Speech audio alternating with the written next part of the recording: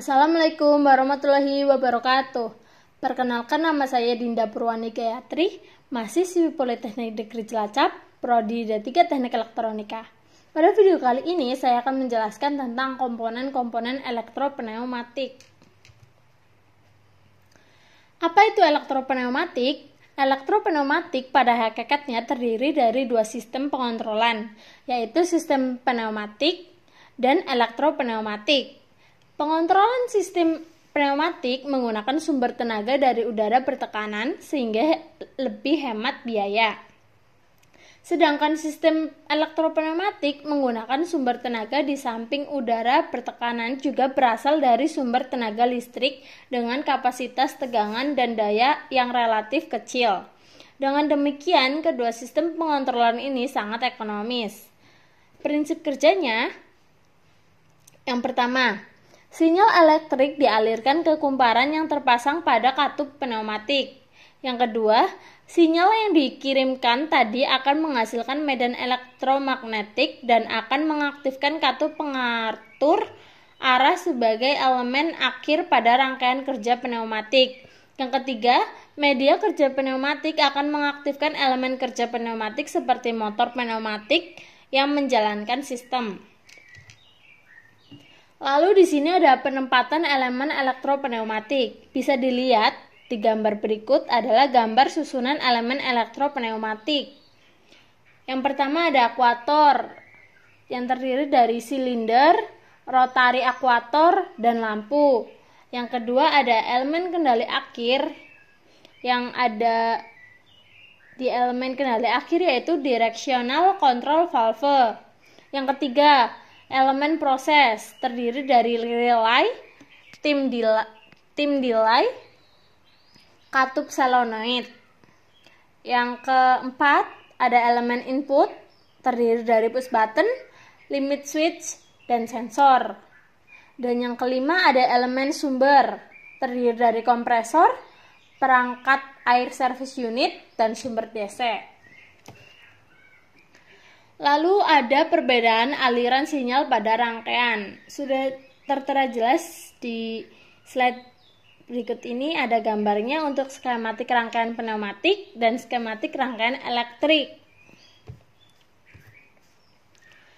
Komponen elektropneumatik. Yang pertama ada kompresor. Kompresor berfungsi untuk membangkitkan atau menghasilkan udara bertekanan dengan cara menghisap dan menempatkan udara tersebut kemudian disimpan di dalam tangki udara Kempa untuk disuplai kepada pemakai.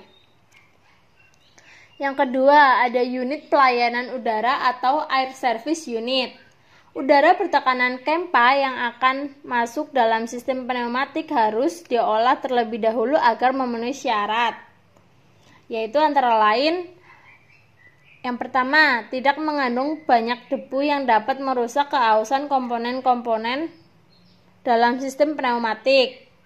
Yang kedua, mengandung kadar air rendah, kadar air yang tinggi dapat menimbulkan.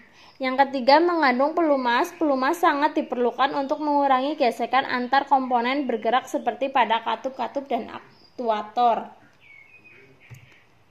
Yang ketiga, ada power supply. AC to DC power supply yaitu DC power supply yang mengubah sumber tegangan listrik AC 220 volt menjadi tegangan DC 24 volt yang dibutuhkan oleh peralatan elektronika.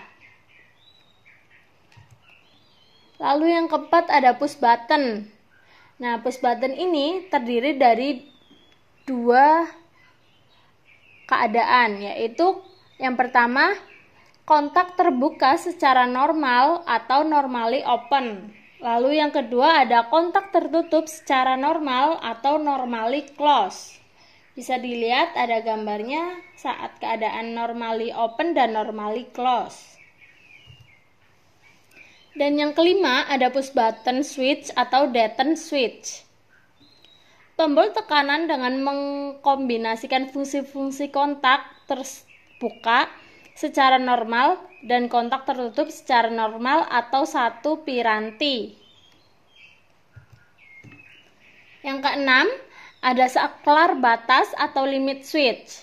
Saklar batas atau limit switch situasikan ketika suatu bagian mesin atau benda kerja dalam posisi tertentu. Secara normal, aktuasi diberlakukan dengan suatu gerakan.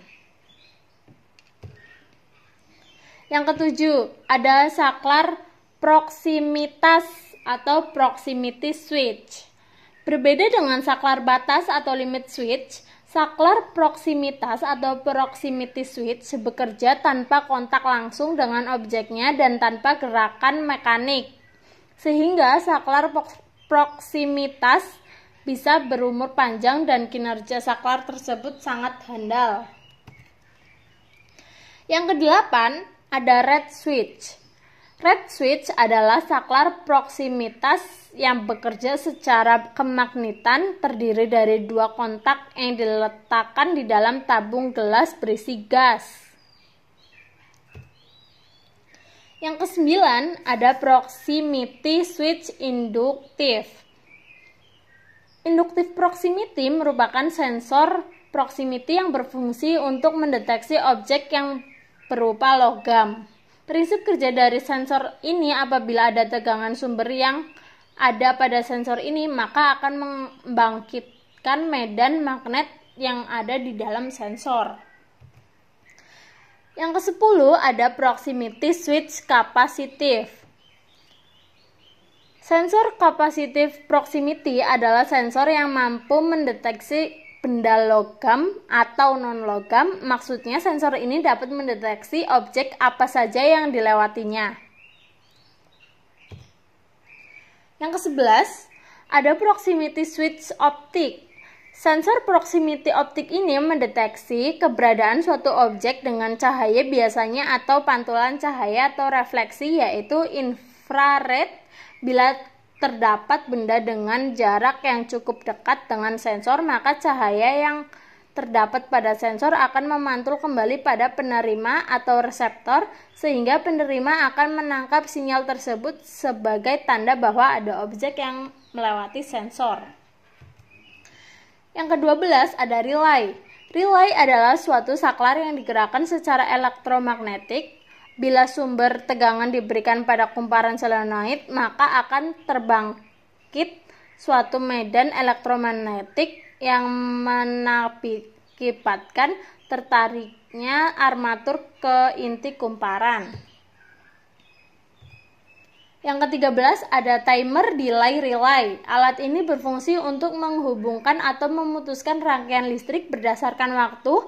Namun perbedaannya dengan electric timer relay adalah prinsip kerja alat ini menggunakan udara vakum untuk waktu penundaan, dan alat ini harus dipasang melekat pada sebuah magnetic kontraktor karena membutuhkan tekanan atau dorongan atau tarik dari magnetic kontraktor tersebut agar timer dapat bekerja. Yang ke-14 ada solenoid valve. Solenoid valve adalah sebuah katup yang menggunakan sistem elektromagnetik yang akan menggerakkan spol sehingga katup berpengaruh, bekerja, dan mempunyai coil atau kumparan sebagai penggerakannya. Nah, di sini ada solenoid valve 5/2 dan solenoid valve 3/2. Yang ke-15 ada one way flow control. One way flow control atau biasa disebut katup cekik merupakan komponen pneumatik yang digunakan untuk memperlambat laju udara yang akan ditransfer ke akuator. Yang ke-16 ada silinder kerja tunggal. Silinder ini merupakan jenis silinder yang memiliki inputan tunggal, yaitu sebagai pendorong dari silinder untuk membalik posisi silinder yang tadinya maksimum akan mundur dengan sendirinya apabila angin aktif dan spring yang terdapat pada silinder akan mendorong mundur silinder yang tadinya maksimum ke posisi minimum.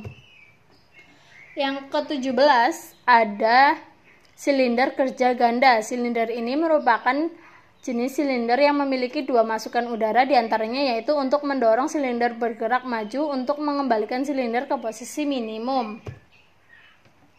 Sekian video dari saya, kurang lebihnya saya mohon maaf. Wassalamualaikum warahmatullahi wabarakatuh.